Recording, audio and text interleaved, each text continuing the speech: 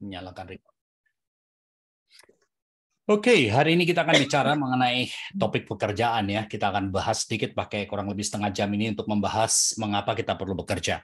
Ya, saya kira bagi kita orang Kristen ya, dan seringkali topik mengenai pekerjaan ini kita bicarakan secara sambil lewat gitu ya. Kita tidak betul-betul memikirkan, ataupun kalau kita pikirkan misalnya ya, cenderung secara umum kita tuh berpikir bahwa pekerjaan dan pelayanan itu dua hal yang berbeda. Kehidupan di kantor, kehidupan di tempat kerja, dan kehidupan di gereja itu adalah dua lokasi yang berbeda yang dihadapi dengan dua sikap yang berbeda. Ya, saya kadang-kadang suka ambil contoh, misalnya gini, kita kalau di gereja kalau cari pekerja, cari staff, misalnya didoakan lebih dahulu, ya kan, supaya mendapatkan staff yang cocok. Tapi kalau kita di tempat bekerja misalnya, kita nggak pusing untuk berdoa. Kita itu dualisme yang saya bisa katakan barangkali cukup umum kita lihat, dan kalau menurut saya itu bukan satu sikap, bukan satu sikap yang positif ya. Nah, itu sebabnya hari ini saya pikir saya ingin mengajak kita untuk memikirkan topik mengenai pekerjaan ini. Apa yang dikatakan Alkitab mengenai pekerjaan. Nah, secara singkat kita akan membahas ini ya. Mengapa kita bekerja? Ya, Alkitab memberitahukan ayat-ayat Alkitab itu memberitahukan kepada kita bahwa manusia itu bekerja itu bukan hanya untuk diri sendiri sebetulnya. Manusia itu bekerja bukan dari dirinya sendiri. Manusia bekerja itu adalah karena manusia diperintahkan oleh Tuhan untuk bekerja. Manusia itu bekerja sebagai wakil dari Tuhan, ya. Dan kita lihat ini dalam Alkitab dengan jelas sekali ya.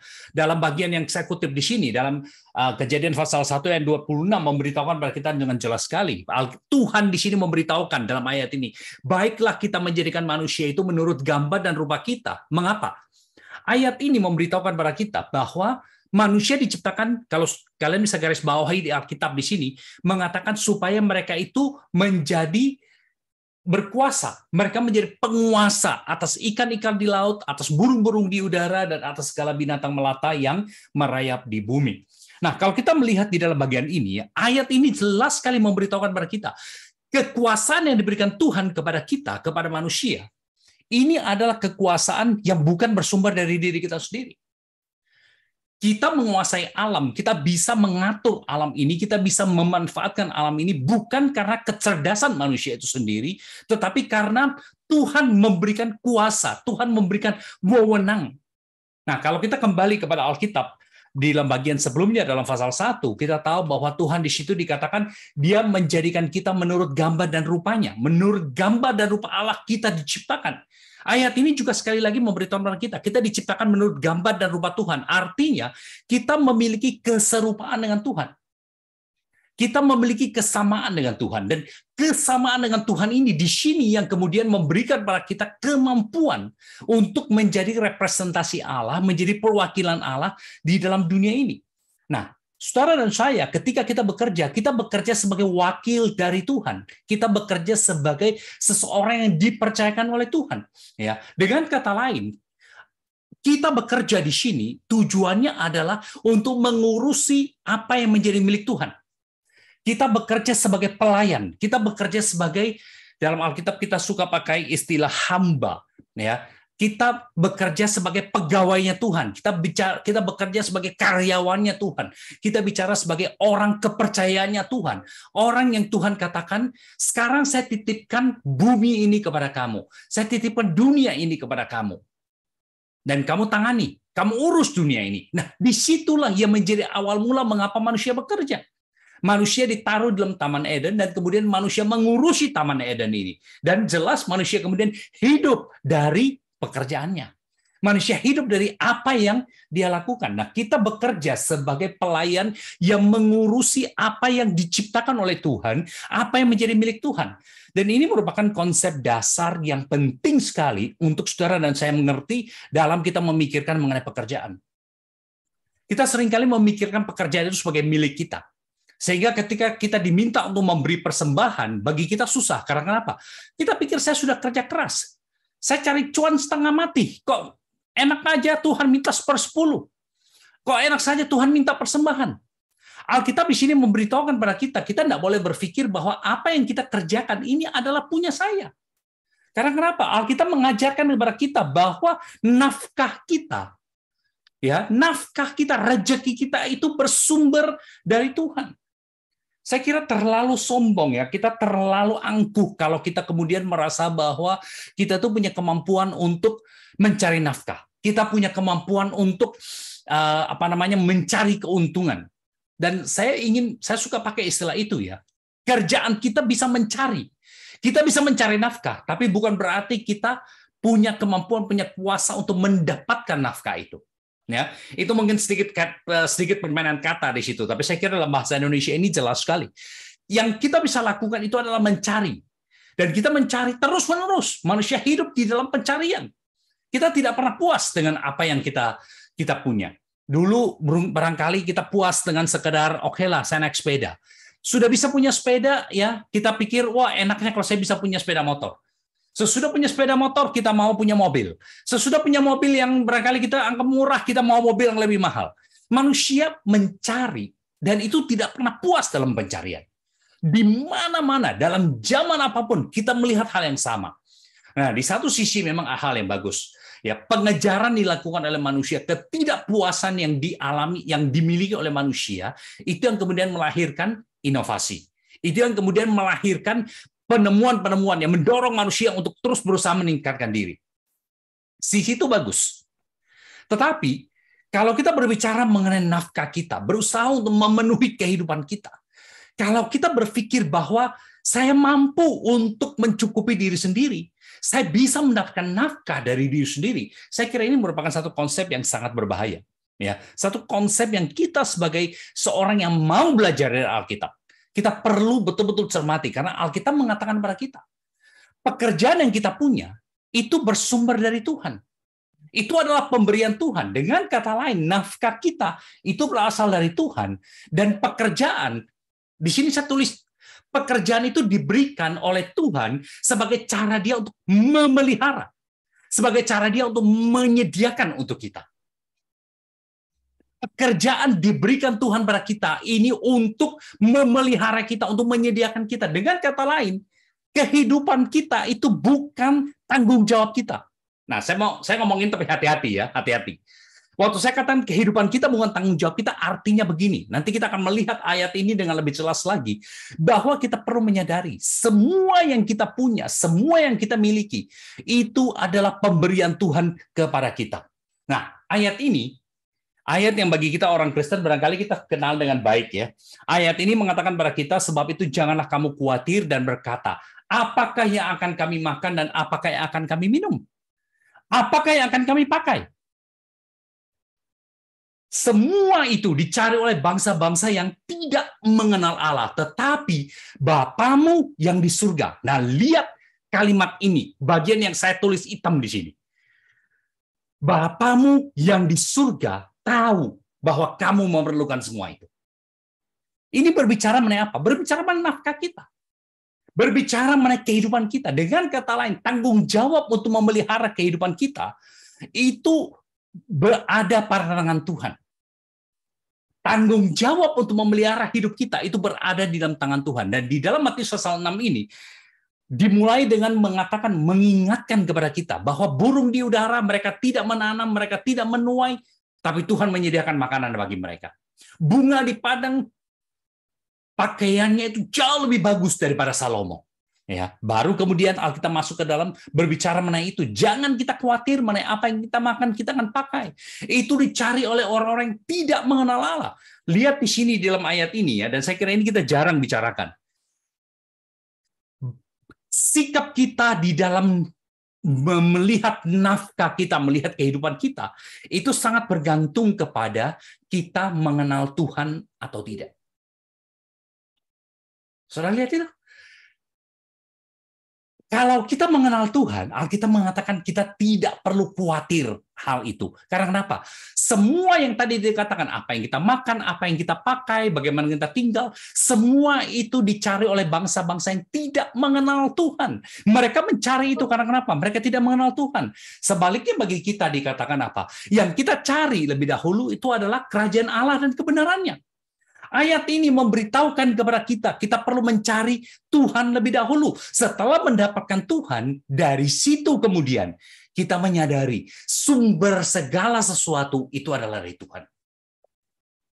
Tuhan yang memelihara kita, Tuhan yang mencukupi kita, Tuhan yang menyediakan untuk kita. Pekerjaan kita itu bukan semata-mata untuk menunjang kehidupan kita.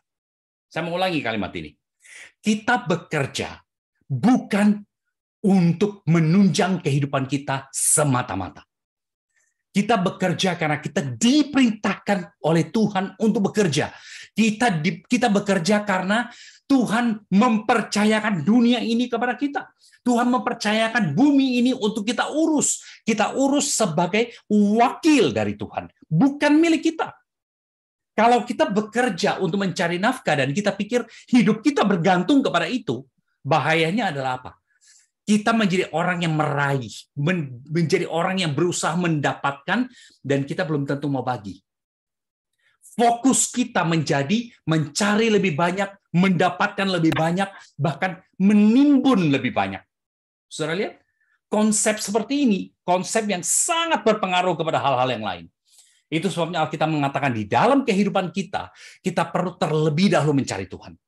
Kita perlu mencari Tuhan dan kebenarannya, kemudian Tuhan akan menambahkan hal-hal yang lain yang kita butuhkan.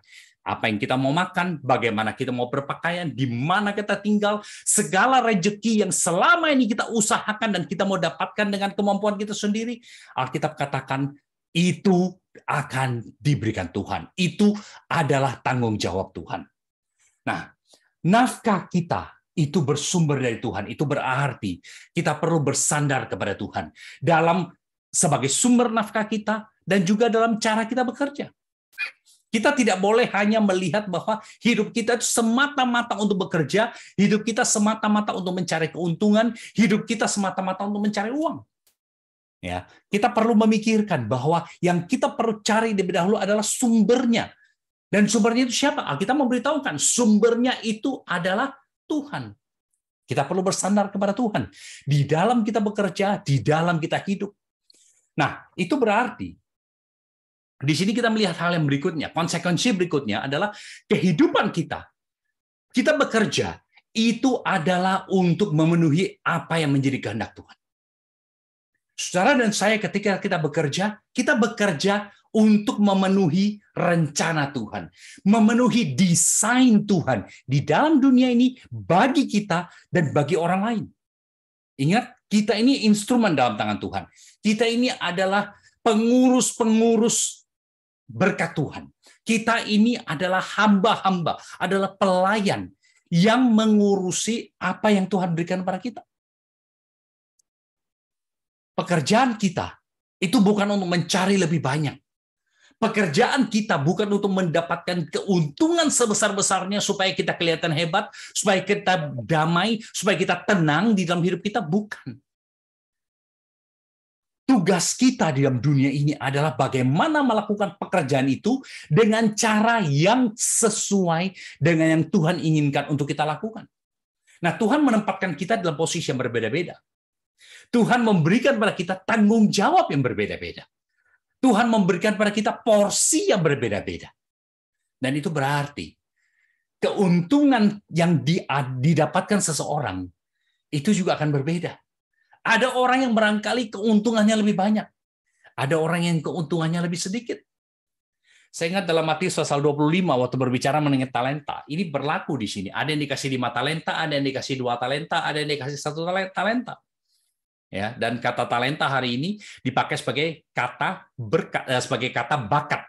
Ya, talenta itu menjadi sinonim dengan bakat. Dan di situ dikatakan kepada kita ada orang yang memberikan 5 dan yang 5 itu dia mendapatkan keuntungan 5. Yang 2 dia cuma mendapatkan keuntungan 2, tetapi berkat Tuhan kepada dia, sikap Tuhan kepada dia sama, nggak ada bedanya. Yang 2 jangan iri kepada yang 5 jangan menganggap dirinya lebih hebat dari yang 2. Pekerjaan kita itu bukan cuma sekedar untuk mencari keuntungan sebanyak-banyaknya. Perhatikan kata-kata saya, bukan sekedar mencari keuntungan sebanyak-banyaknya. Pekerjaan kita adalah bagaimana kita memenuhi rencana Tuhan, memenuhi kehendak Tuhan, memenuhi desain Tuhan di dalam kehidupan kita melalui pekerjaan kita itu. Pekerjaan itu dengan kata lain, kalau saya bisa lanjutkan di sini, pekerjaan itu tidak bersifat sekular. Tadi saya mulai dengan mengatakan bahwa kita seringkali punya dualisme. Ya, ini pekerjaan, yang ini adalah pelayanan, ini adalah urusan cari uang, ini adalah urusan cari jiwa, ini urusan kantor, ini urusan gereja. Alkitab tidak pernah membedakan ini. Alkitab tidak pernah membuat perbedaan seperti itu. Memang betul, secara profesional, secara jabatan ada yang berbeda. Tetapi bukan berarti yang mempunyai jabatan rohani itu lalu berarti dia lebih rohani. Orang yang melayani gereja lalu dia lebih suci, dia lebih rohani. Bukan.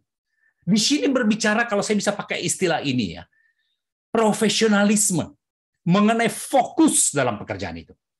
Kita diminta untuk berfokus dalam pekerjaan kita. Jangan suka bercabang kemana-mana.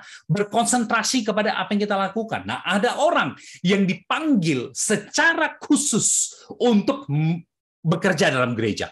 Bekerja di tempat ibadah. Dia profesional di rumah ibadah. Kalau saya sengaja pakai istilah itu. Tapi ada orang juga yang lain yang menjadi profesional di dalam bidang ekonomi. Profesional dalam bidang mengajar, profesional dalam bidang bekerja, dalam bidang-bidang yang berbeda. Masing-masing dipanggil oleh Tuhan dan ditempatkan oleh Tuhan di dalam bidang masing-masing. Dan kalau kita lihat di dalam Alkitab, ini semua saling terkoneksi. Mereka tidak lepas satu dengan yang lain.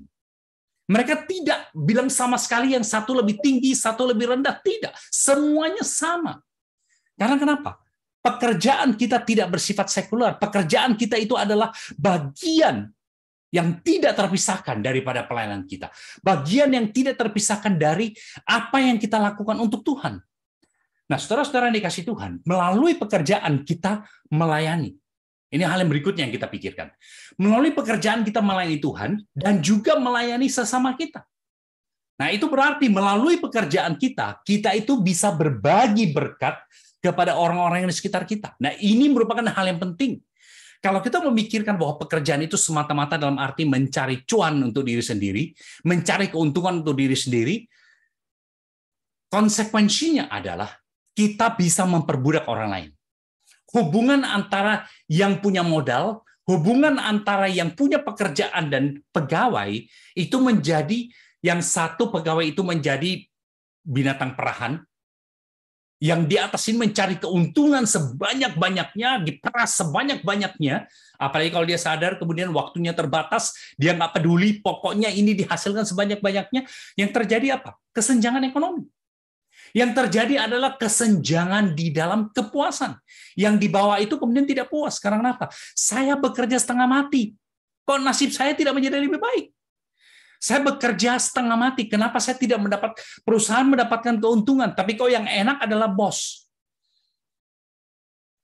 Ini bahaya. Karena kenapa? Kita berpikir bahwa pekerjaan ini saya yang punya.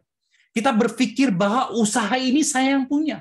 Kita berpikir bahwa segala sesuatu itu punya saya. Itu sebabnya saya berhak mendapatkan sebanyak-banyaknya. Uangnya saya punya kok, modalnya saya punya, resikonya saya punya. Segala sesuatu saya punya. Saya yang mulai, saya yang sediakan, saya yang lakukan ini, saya yang lakukan itu. Kita melihat orang lain tidak lebih daripada sapi perah. Kita melihat orang lain tidak lebih daripada sumber untuk mendapatkan keuntungan bagi kita.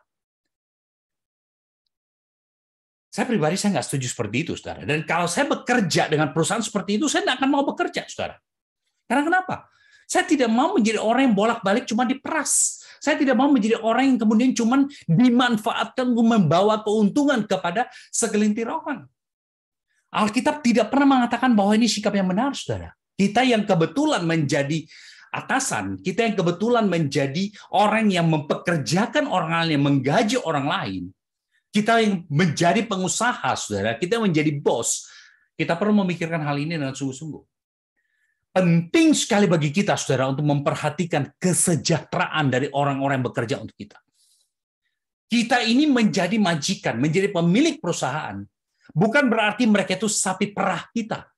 Mereka ada, mereka menggantungkan hidupnya kepada kita. Kita bertanggung jawab kepada kehidupan mereka. Sama seperti misalnya pilot atau kapten kapal. Tugas pilot, tugas kapten kapal bukan cuma sekedar membawa pesawat itu untuk tiba di tujuannya, itu hal yang utama, tapi hal yang kedua adalah supaya penumpang itu bisa tiba dengan selamat dan tiba dengan nyaman. Saya cukup sering terbang, ya, dan penerbangan belakangan ini seringkali menghadapi cuaca buruk, dan seringkali kapten mengumumkan, saudara, bahwa ada cuaca buruk di depan. Oleh karena itu kita mesti menyimpang. Kita mesti terbang ke arah yang lain, atau kita harus terbang lebih tinggi, atau kita harus terbang lebih rendah. Karena kenapa? Yang dia pikirkan adalah bagaimana supaya penumpang ini bisa tetap nyaman. Nggak ada penumpang mau di dalam pesawat yang tergoncang-goncang terus, walaupun kapten mengatakan nggak apa-apa kok, ini jalan yang paling singkat, yang paling hemat bahan bakar, ya, yang paling ekonomis, yang paling tidak merugikan perusahaan, dan nggak apa-apa. Pesawatnya bisa tahan kok, goncang sedikit nggak apa-apa. Kita nggak mau duduk dalam maskapai penerbangan yang seperti itu. Kita mau nyaman, naik pesawat, naik kapal, kita mau nyaman.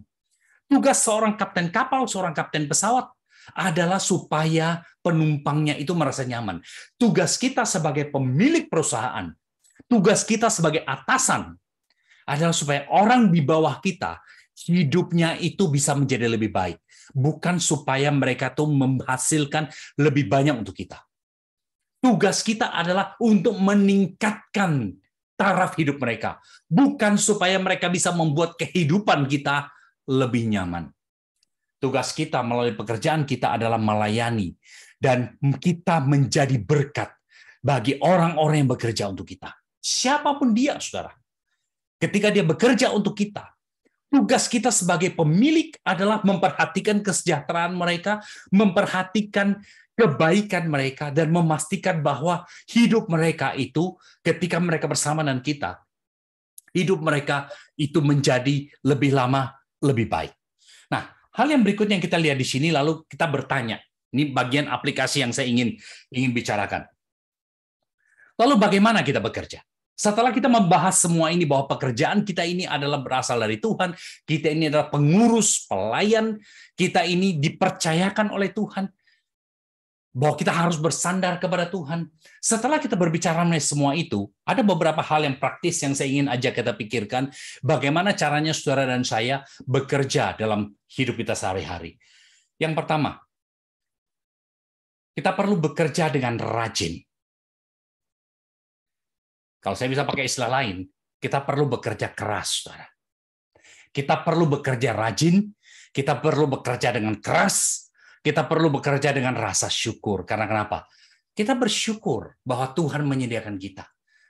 Kalau ketika tadi dikatakan dalam Alkitab, ya, Tuhan menyediakan untuk kita, bukan berarti saudara dan saya lalu bisa bermalas-malasan. Bahkan saya ingat di dalam Alkitab, ya, dalam 2 Tesalonika pasal 3, itu memberitahukan kepada kita bahwa rupanya ada sekelompok orang yang sangat rohani, yang selalu bicara bahwa dia mau melayani, yang selalu berbicara dia mau bekerja bagi Tuhan, tetapi dia tidak mau bekerja untuk kehidupannya sehari-hari. Dan Paulus katakan apa? Orang seperti itu, jangan kita bergaul dengan dia. Coba kita buka, ya. Ini saya nggak taruh dalam layar saya di sini, tapi coba lihat dalam 2 Tesalonika pasal 3, kalau saudara belum pernah baca bagian ini. 2 Tesalonika pasal yang ketiga, ayat yang ke-6. Ya. 2 Tesalonika pasal 3 ayat yang ke-6. Coba lihat apa yang dikatakan dalam bagian Alkitab ini, dan barangkali saudara akan memikirkan kembali, akan membayangkan kembali, kok Alkitab sepertinya keras sekali dalam hal ini, ya. 2 Tesalonika pasal 3 ayat yang ke-6. Paulus di sini berkata kepada jemaat Tesalonika, tetapi kami berpesan kepadamu saudara-saudara dalam nama Tuhan Yesus. Bayangkan, keras sekali. Dalam nama Tuhan Yesus. Supaya kamu itu menjauhkan diri dari setiap saudara-saudara yang tidak melakukan pekerjaannya dan yang tidak menurut ajaran yang telah kamu terima dari kami. Bayangkan, saudara, kita diminta menjauhkan diri dari orang malas. Dari orang yang cuma mengatakan, oh saya berdoa saja. Dari orang cuma mengatakan, saya mau melakukan hal yang rohani. Saya mau melayani saja. Yang Tuhan yang akan menyediakan bagi saya. Paulus mengatakan, jauhkan diri dari orang seperti itu. Lihat ayat yang ke-10. Sebab juga waktu kami berada di antara kamu, kami memberi peringatan ini kepada kamu. Jika seorang tidak mau bekerja, janganlah ia makan. Alkitab tidak punya tempat untuk orang malas, saudara. Alkitab tidak punya tempat untuk orang yang hanya mau mengatakan, saya yang penting saya melayani. Seperti Yakobus mengatakan, beriman, tapi tidak ada pekerjaan. Orang yang beriman, Yakobus katakan, kamu tunjukkan imanmu, aku akan tunjukkan imanku dari pekerjaanku. Kehidupan kita, saudara, kita dipanggil untuk bekerja dengan rajin. Kita sebagai seorang Kristen, saudara, bahkan kalau saya bisa katakan, kita harus bekerja lebih rajin, kita harus bekerja lebih keras, kita harus bekerja lebih sungguh-sungguh dibandingkan orang lain. Kenapa? Karena kita bersyukur kita diberikan pekerjaan oleh Tuhan. Bukan karena bos kita. Bukan karena atasan kita, saudara. Kita bersyukur karena melalui pekerjaan kita itu Tuhan menyediakan, Tuhan mencukupi, Tuhan memelihara kita, Tuhan memberikan kepada kita. Hal yang lain, ayat yang lain saya ingin ajak kita lihat di sini adalah ayat yang barangkali kita kenal dengan baik, ya. Dalam Amsal dikatakan, hai pemalas, pergilah kepada semut, belajar dari semut. Perhatikan bagaimana tingkah laku semut itu dan belajar dari mereka. Jadilah bijak. Ia menyediakan rotinya di musim panas, mengumpulkan makanannya pada waktu panen. Lalu kemudian dalam ayat 9-11 di situ diterapkan kepada pemalas. Pemalas itu mengatakan, oh ya tidur sebentar lagi, ya nanti lebih lama baru bangun. Dan tahu-tahu kemiskinan itu akan datang menyergap. Kita percaya Tuhan menyediakan kita, tapi itu bukan berarti lalu kita bisa bermalas-malasan. Lalu kita bisa santai, lalu kita bisa seenaknya. Oh, berdoa saja, minta Tuhan yang menyediakan untuk kita. Tidak, saudara. Alkitab mengatakan ketika kita percaya, kalau kita percaya Tuhan menyediakan bagi kita, Tuhan mencukupi bagi kita, saudara, itu berarti saudara dan saya perlu kerja lebih keras lagi. Kita perlu kerja dengan rasa syukur.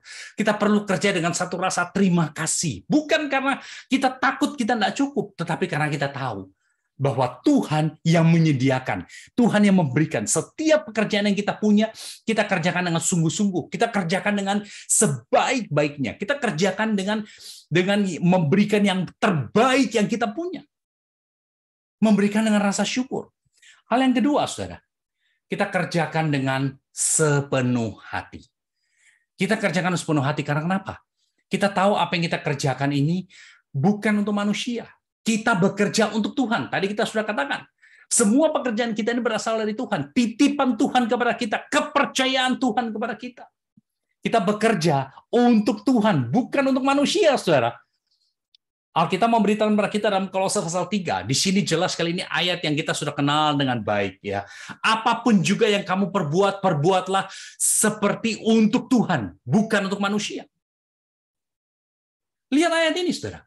Apa yang kita kerjakan untuk Tuhan, bukan untuk manusia. Segala sesuatu. Dan kalau kita lihat dalam konteks dalam Kolose pasal 3 ini, konteksnya ini bukan kepada majikan, saudara. Konteks ayat ini adalah kepada para hamba. Konteksnya di sini adalah kepada para hamba, saudara. Paulus berbicara kepada para tuan, kepada suami dan istri, kemudian dia berbicara kepada hamba. Dan ketika dia berbicara kepada hamba, saudara, dia katakan apapun juga yang kamu perbuat. Perbuatlah ini bukan karena kamu takut kepada Tuhanmu, tapi perbuatlah ini seperti untuk Tuhan, bukan untuk manusia. Saudara lihat ini. Tuhan mengatakan kepada kita, segala yang kita kerjakan dengan sepenuh hati. Karena kenapa? Kita melakukan ini untuk Tuhan. Dalam Matius pasal 25, saudara, ya, kita diajarkan hal yang berikutnya, yaitu kita bekerja dengan sebaik mungkin. Karena kenapa? Ketika kita melayani sesama kita melayani Tuhan. Matius 25 mengatakan kepada kita, saudara, dan ini ayat yang kita seringkali pikirkan dalam konteks yang berbeda. Matius 25, di situ Tuhan Yesus berbicara mengenai orang-orang yang datang melawat dia. Orang-orang yang datang mengunjungi dia. Orang-orang yang datang melayani dia. Dan kemudian orang-orang yang bertanya, Tuhan, kapan kami melihat engkau dalam penjara, kami mengunjungi engkau. Engkau membutuhkan makan, kami memberikan engkau makan. Engkau sakit, kami datang mengunjungi. Dan kemudian Tuhan mengatakan, sesungguhnya segala sesuatu yang kamu perbuat untuk seseorang sahabatku yang paling hina ini, dikatakan kamu melakukannya untuk saya. Saudara lihat itu. Apa yang kita lakukan untuk sesama kita, kita lakukan untuk Tuhan. Itu berarti dalam pekerjaan kita, kita bukan berfokus pada keuntungan, tapi pekerjaan kita, kepercayaan yang Tuhan berikan pada kita, apapun yang kita lakukan. Kita barangkali punya usaha kelontong, kita barangkali adalah tenaga profesional, kita barangkali adalah buruh kasar, kita barangkali adalah majikan, kita adalah bos. Apapun yang kita lakukan itu untuk Tuhan. Ini wujud pelayanan kita. Tidak ada satu pekerjaan yang hina, saudara. Karena semua ini kita lakukan untuk siapa? Kita lakukan untuk Tuhan.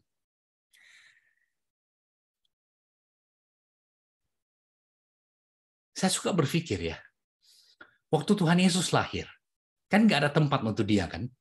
Yesus harus lahir di kandang binatang. Yesus harus lahir di palungan.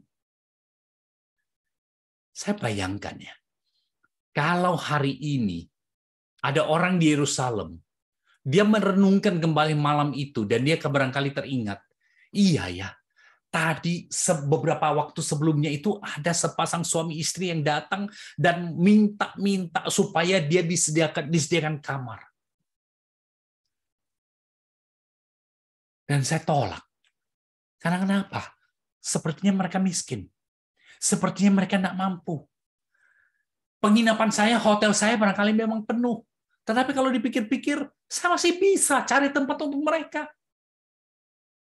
Cuman saya pikir, apa keuntungannya bagi saya? Saya menyambut mereka. Si gadis muda ini, dia sudah mau melahirkan. Bagaimana kalau ketika dia melahirkan terjadi komplikasi? Bagaimana kalau dia tidak mau bayar? Bagaimana kalau ternyata banyak masalah? Kan repot. Daripada repot, ya saya tolak saja. Saya bayangkan, saudara, orang seperti itu, setelah dia tahu apa yang terjadi, setelah dia tahu siapa itu Yesus, kira-kira dia menyesal apa tidak ya? Kira-kira dia menyesal atau tidak? Alkitab memberitahukan ketika kita melayani orang yang paling hina, orang yang paling sederhana, orang yang paling tidak ada apa-apanya. Bahkan saya katakan, orang yang tidak bisa membayar kepada kita, orang yang tidak bisa memberi kepada kita, ketika kita melayani mereka, kita sementara melayani Tuhan. Kita sementara bekerja, kita sementara melakukan untuk Tuhan. Itu sebabnya dalam pekerjaan kita, apapun pekerjaan kita, sebagai bos, sebagai majikan, sebagai atasan, sebagai pegawai, sebagai orang yang paling rendah dalam posisi perusahaan kita, sebagai orang yang barangkali jabatannya, pekerjaannya paling tidak ada harganya, kita harus lakukan sebaik-baiknya. Karena kenapa? Kita sementara melayani Tuhan ketika kita melayani sesama kita. Dan yang terakhir, dalam kita bekerja, dimanapun kita bekerja, kita harus selalu sadar kita mewakili Tuhan. Dan itu berarti kita selalu peka terhadap kesempatan untuk berbicara tentang Tuhan. Bukan berkhotbah, saudara. Bukan ngajari. Bukan mencekoki orang dengan hal-hal rohani. Tidak ada orang yang suka dengan seperti itu. Tapi yang dimaksud dengan bagian ini, saudara, adalah di mana kita berada. Jangan pernah lupa. Saudara di sana bukan sebagai pengusaha. Saudara di sana sebagai wakil dari Tuhan. Saudara di tempat kerja saudara, ketika bertemu dengan klien, bertemu dengan prospek, bertemu dengan orang yang akan membeli asuransi, bertemu dengan orang yang barangkali akan memberikan pekerjaan, bertemu dengan orang yang barangkali mengajak kerjasama. Saudara di situ bukan hanya sebagai wakil dari PT atau CV atau organisasi apa, bukan. Saudara hadir di situ sebagai wakil dari Tuhan. Saya percaya satu hal, saudara. Setiap orang yang Tuhan bawa untuk bertemu dengan kita, Tuhan mau pakai kita untuk menjadi berkat bagi dia. Saya tidak tahu apa yang saudara pikir, tapi saya percaya itu. Bahwa setiap orang yang Tuhan pertemukan dengan kita, Tuhan punya maksud. Tuhan punya rencana. Tuhan Ada sesuatu yang dia mau kita lakukan untuk orang itu. Sebelum kita memikirkan bagaimana saya mendapat keuntungan dari orang ini, saya kira, saudara, kita perlu terlebih dahulu memikirkan bagaimana saya bisa menguntungkan orang ini. Dan saya perhatikan, saudara, nggak pernah rugi kalau kita memikirkan cara seperti itu. Nggak pernah rugi kalau kita memikirkan, tiap kali kita bertemu dengan orang, bagaimana caranya saya bisa menjadi berkat bagi dia. Bagaimana saya bisa menguntungkan dia. Bagaimana saya bisa membuat dia menjadi lebih baik. Tidak pernah rugi, saudara. Tidak pernah rugi. Tapi sebaliknya, saudara, kalau yang kita pikirkan adalah bagaimana caranya supaya saya bisa mendapatkan keuntungan dari orang ini, yang terjadi adalah semua akan rugi. Karena kenapa? Karena kita berusaha mengambil tanpa menunggu untuk diberi. Kita masing-masing berpikir ini hak saya. Ini bagian saya minta untuk diperhatikan. Saya pernah pakai ilustrasi ini ya, dan mungkin beberapa saudara masih ingat. Kalau kita menunggu orang lain yang menyapa kita lebih dahulu sebelum kita menyapa orang lain, besar kemungkinan tidak ada yang saling sapa. Tapi kalau dalam satu ruangan kita yang terlebih dahulu mengulurkan tangan menyapa orang lain, masing-masing kita terlebih dahulu mengambil inisiatif seperti ini. Dalam waktu singkat, semua orang saling menyapa, semua orang saling memperhatikan. Saya bersyukur sekali bahwa di dalam kehidupan saya, begitu banyak orang yang Tuhan bawa dalam hidup saya, yang menjadi berkat bagi saya. Dan doa saya adalah, saya sendiri bisa menjadi berkat bagi mereka. Di mana saya berada, apa yang saya lakukan, saya berharap saya bisa menjadi berkat, membuat orang lain hidupnya itu lebih baik, membuat orang lain hidupnya itu lebih indah. Mungkin saya tidak mendapat apa-apa dari orang itu, tetapi saya tidak mau diperlakukan sebagai seorang yang hanya sekedar kalau ada baiknya baru diterima.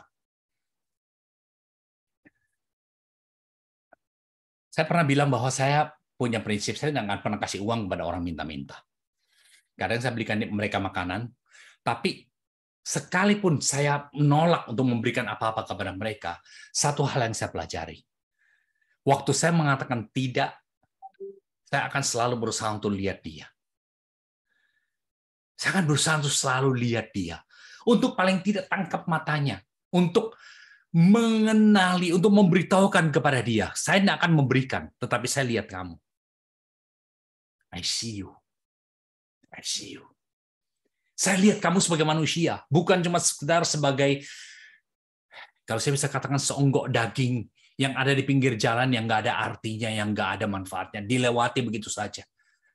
Dia mungkin lagi tidak punya uang, tapi dia tetap adalah seorang manusia.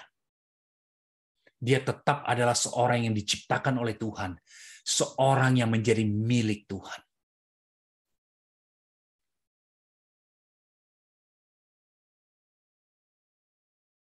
Jangan kita mendekati orang semata-mata karena kita mendapat keuntungan dari orang itu.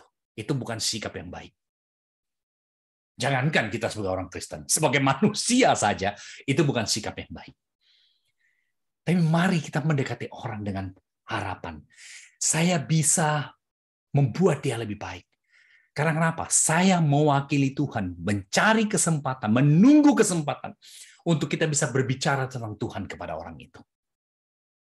Nah, saudara-saudara yang dikasihi Tuhan, Tuhan memberikan pada kita kesempatan untuk bekerja. Tuhan memberikan kita kepercayaan untuk bekerja.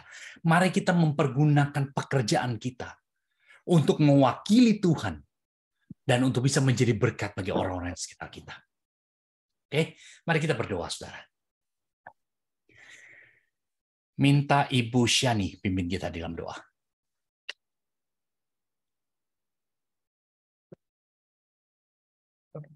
Oke, mari kita berdoa. Bapa kami yang ada di dalam surga, Tuhan, sungguh pada siang hari ini kami sungguh mengucap syukur untuk firman-Mu yang telah betul-betul mengetuk hati kami, dan begitu juga Engkau telah membuka rahasia kerajaan Allah, bekerja untuk kerajaan-Mu, Bapak. Terima kasih untuk hamba-Mu juga, Pak Hengki, yang hari ini sudah menyadangkan waktunya untuk kembali bergabung dengan kami bersama-sama untuk belajar lebih dalam lagi mengenai kerajaan-Mu, Bapak. Terima kasih untuk semuanya, Bapak. Kami mengucap syukur untuk semua teknologi yang berjalan dengan lancar, dan juga kepada anggota-anggota semua anggota-anggota kami di dalam Mari Belajar Alkitab yang tidak bisa hadir pada hari ini. Kami mengucapkan berkat dan perlindungan yang daripada Tuhan saja mengikuti kepada mereka, Bapak. Terima kasih untuk semuanya ini, Bapak. Kami mengucap syukur untuk semuanya, dan semuanya ini kami hanya panjatkan di dalam nama Tuhan Yesus Kristus, Juru Selamat kami yang hidup. Haleluya. Amin. Amin.